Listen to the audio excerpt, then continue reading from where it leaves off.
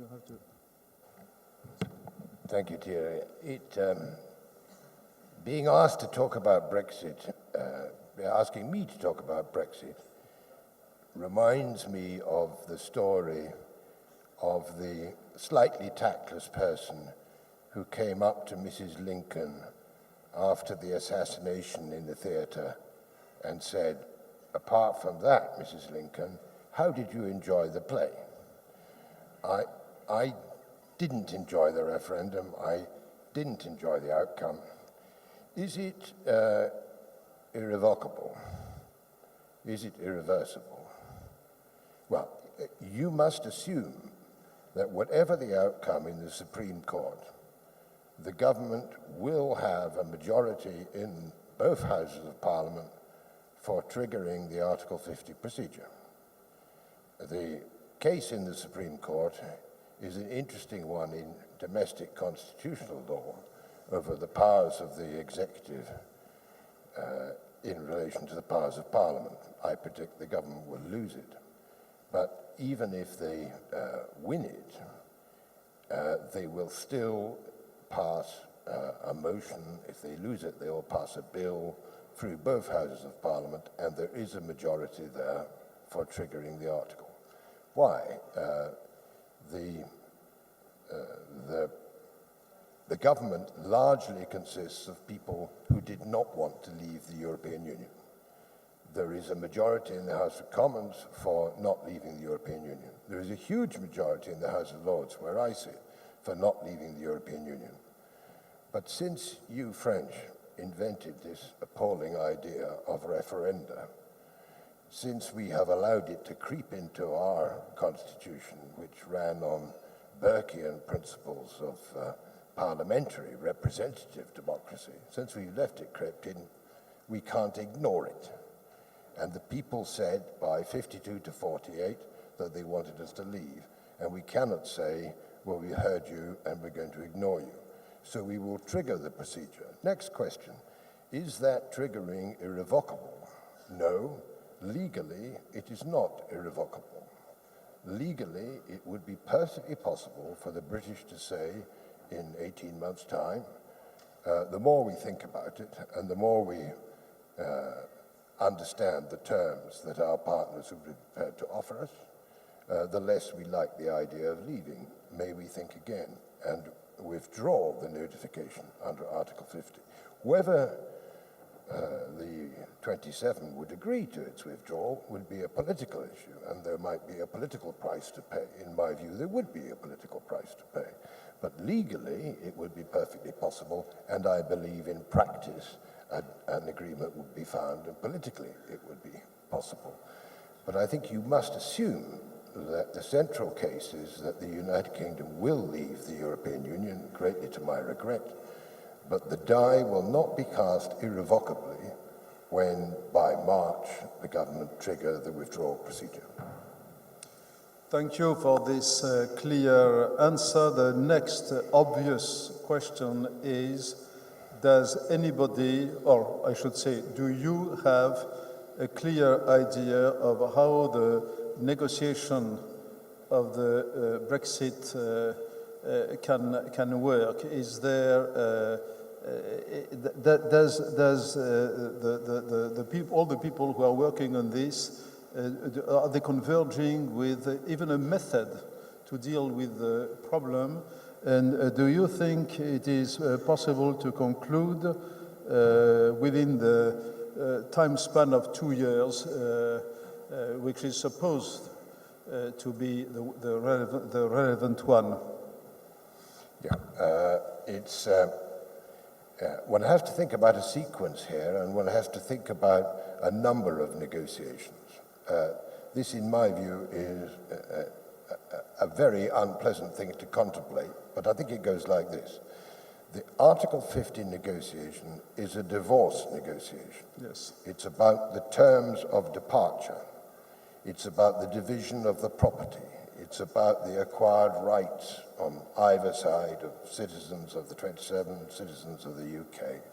It's about money. It's about the budget. It's about when contributions stop, when payments stop. It will be very nasty. All money negotiations are. It will be, in my view, quite short. I think it is not very difficult to see that coming to a conclusion within the 2-year time span. The more difficult element in the negotiation arises from a requirement in the text of the article, which I know quite well because, as it happens, I wrote it when I was working for Valéry Giscard d'Estaing. A requirement to take account during the divorce talks of, quote, the framework for the future relationship between the EU and the country it has left. Now, don't ask me what exactly that framework means. I only wrote the article. I have no idea what it means. But it is necessary, it is clearly necessary for one to have a view to the future. And that makes sense if you're thinking about the money, for example.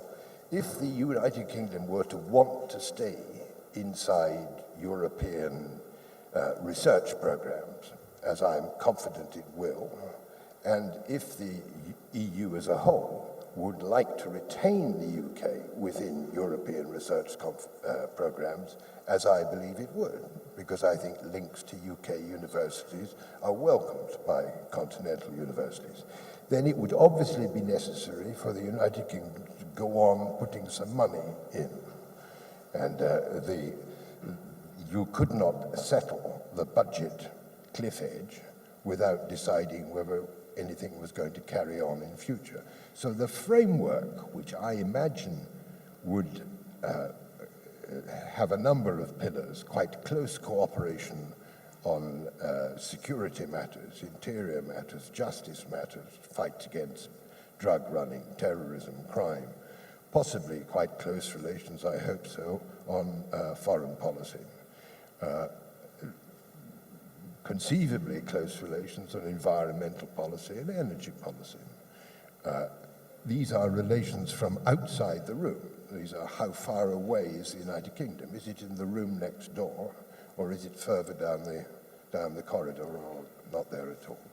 I think that framework negotiation will be more difficult, and it will be legally necessary to have taken account of something which can be presented as the framework before the Article 50 negotiation is complete. Then the difficult bit starts. I don't believe that the future trade relationship between the EU and the United Kingdom could be negotiated in parallel with the Article 50 negotiation. I think it will come next, and I think that process takes us 2 years plus at least 3 years, 5 years out into the future. Only then will it be possible for the UK to trigger its full voting membership in WTO, and only then its schedule will have to be accepted unanimously by 168 members of WTO. Only then will the UK be able to make new trade agreements with third countries. So I'm afraid I see, it sounds rather gloomy, but this is realistic, I think, a decade of uncertainty stretching ahead. I think this is extremely worrying for my country. But on the Article 50 process itself, I think it is perfectly possible, even though there is the complication of needing to agree the framework, to see that done in 2 years. I would be ashamed if I didn't think that was possible, because the 2-year period was written into the treaty in the article which I drafted. Thank you very much. Again, this is a very clear answer. So the third obvious question is, well, let's suppose that the whole process takes a decade, as you say, or at least 6 or 7 years. I have met no one who believes that the whole process, including renegotiating trade agreements and so forth and so on, I have met no one who thinks it could be less than 6 years altogether, as you say, a decade. But during that time, can the UK be proactive or even active in other foreign policy areas? Yes, I think so. I mean, there is a difficult period going on at the moment where the government is trying to decide what it wants. The government is a curious coalition. The majority of members of the government did not want us to leave the European Union. The minority were divided amongst themselves about what they saw as our future outside the European Union. A minority of the minority saw us as a Singapore, a low tax, low welfare, free trade, free movement of persons, challenge offshore the European Union.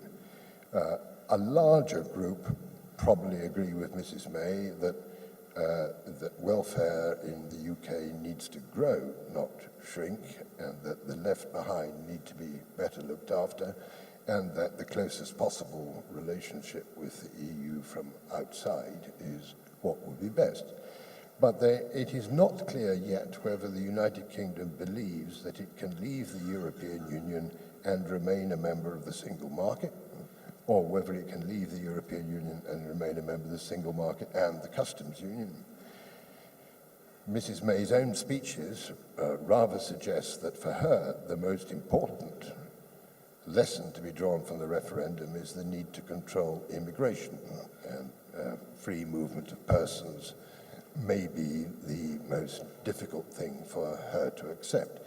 If she doesn't accept free movement of persons, and more seriously, I think, if she doesn't accept the jurisdiction of the Court of Justice and the right of Brussels to make regulations for the whole of the EEA, then it seems to me that it would not be possible to leave the European Union and remain a member of the single market or the customs union. I must say, I think that's an unlikely scenario anyway. It seems to me that you're either in the club or you're not. I'm very much afraid that Mr. Tusk was right when he said it's either a hard Brexit or no Brexit. I don't really believe that soft Brexits are workable. What I speak only as an observer. I do not know what is going on inside the British government, and I'm not privy to what is going on in Brussels either. So, last question before we enlarge the debate. Do you think that there could be another referendum on Scotland? There could. I would predict that there won't be, Thierry. The Scots have a genuine grievance. The Scots voted by a large majority to remain in the European Union, as did London and Northern Ireland. It was the English countryside and smaller English towns which voted to leave. This is quite paradoxical in a way, because the Prime Minister seems to believe that immigration was the core of the grievance of those who wanted to leave. That control of our frontiers was the most important thing to get. The areas which voted most strongly to leave were in fact the areas with fewest immigrants, areas like the Northeast, which was the area which voted most strongly to leave and is the area which has the fewest immigrants. London, on the other hand, was the area of England which voted most strongly to remain, and London is, of course, the place with by far the largest proportion of immigrants. So it is quite complex. But in Scotland, they voted by a large majority to remain, and there is a devolved government in Scotland headed by a nationalist government, a government that in 2014 secured a referendum for independence in Scotland, a referendum that they didn't win, but was quite close, 55-45. This new grievance, the reluctance to be dragged against their will out of the European Union, propels enthusiasts in that party to argue for another referendum, which would result in the breakup of the United Kingdom. I myself think this is very unlikely in the short term.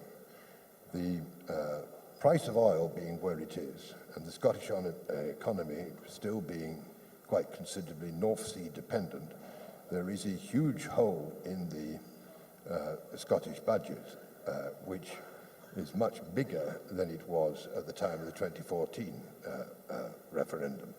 So I believe that the First Minister in Scotland, who is a very clever lady, will manage successfully the task of having a grievance without bringing it to a head until the polls show that she could win a referendum. The polls at present show that she would not win one.